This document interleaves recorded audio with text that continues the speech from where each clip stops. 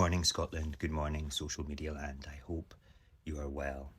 It is Monday, the 4th of November, 2024. The positive case for the Union is a rallying cry among pro-Union voices, marketed as a reason for Scotland to remain tied to the United Kingdom. But when we examine the so-called positive case through the lens of critical thought, it falls apart. Unionists present this narrative as a guarantee of stability, security and prosperity, but an honest look reveals that our relationship with Westminster holds Scotland back more than it supports us. Strip away the layers of branding, and we find a case rooted not in partnership, but in maintaining dependency, a dependency that benefits the UK government more than it does the people of Scotland.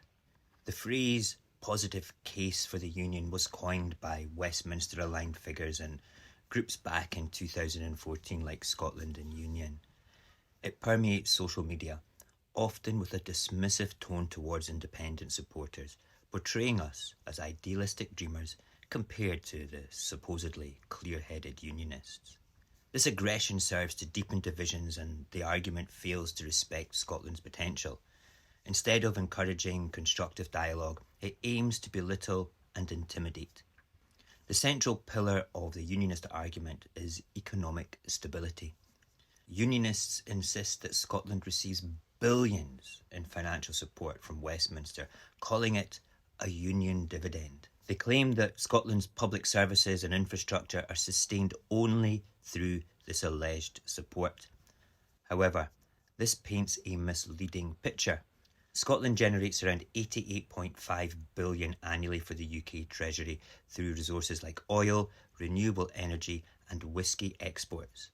Despite this, Scotland last year received back only 41 billion as a block grant, plus about 30 billion for welfare and other costs. Unionists like to frame this as Scotland being dependent on the UK to cover a fiscal deficit, but much of the spending attributed to Scotland funds UK-wide costs that provide limited benefit to us. If Scotland managed its own revenues, it would operate with a fiscal surplus. The reality is, the UK benefits from the Scottish dividend, using Scotland's wealth to support its own treasury. Unionists also claim that Scotland would be dangerously exposed without the UK's military infrastructure. They emphasise that NATO membership, nuclear deterrence and the strength of the British military, but this ignores that Scotland's defence needs differ from the UK's global agenda. An independent Scotland could focus on regional security, protecting our maritime borders and engaging in peacekeeping exercises, which is more aligned with our values. Scotland's strategic location means NATO and neighbouring countries would have a vested interest in stability. We'd also have a legal right to a share of the UK military assets or compensation, enabling us to establish a defence force suited to our needs. This would finally give us the autonomy to remove nuclear weapons from our waters, aligning our defence policy with the values of peace and cooperation.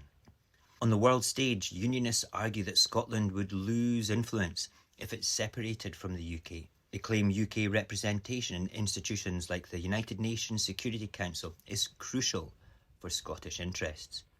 However, this narrative overlooks how Scotland's values often clash with Westminster's.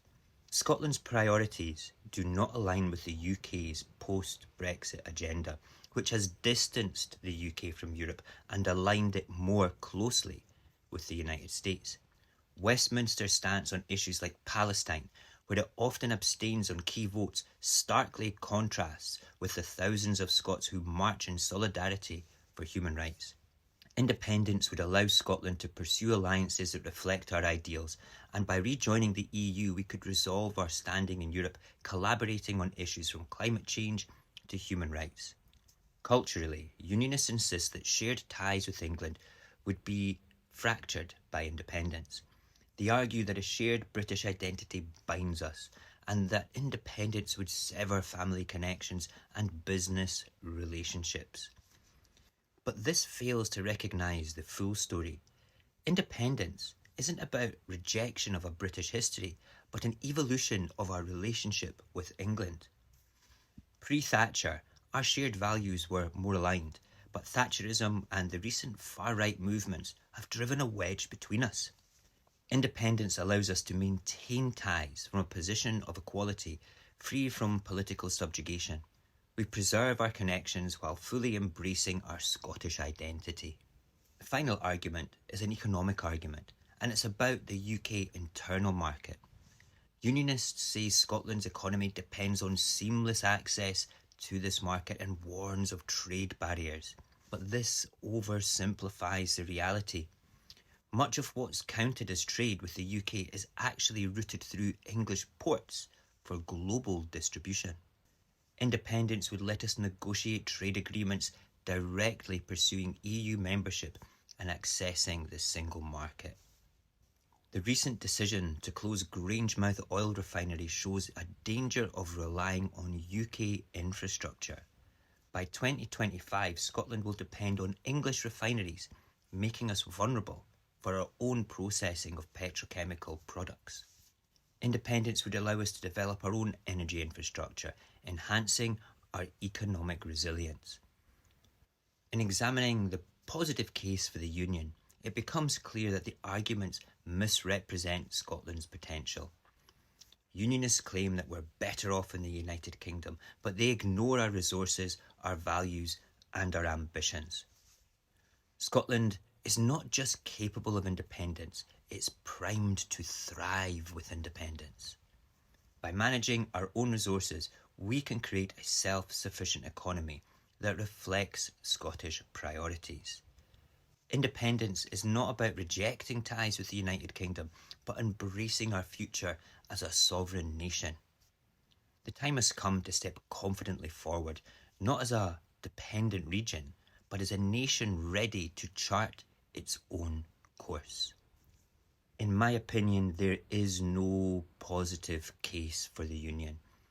It's a circular argument that is brought up frequently in social media on lives and discussions and comments, and it truly isn't viable. When Unionists are asked to deliver a positive case for the Union, they can't, and a toxic conversation kind of opens up and it doesn't really go anywhere.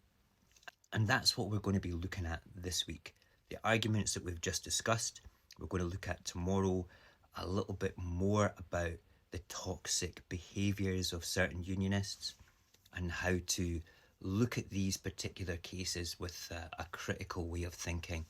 However, I want to leave you today with just one little thought, and it's quite controversial, and it's a personal thought.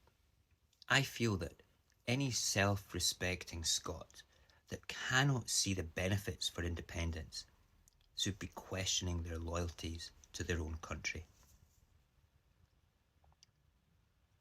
That's a horrible thing to say. But why wouldn't you want to be making your own decisions? Why wouldn't you want your country to benefit from its own wealth? Anyway, you have a great day, and I'll speak to you tomorrow.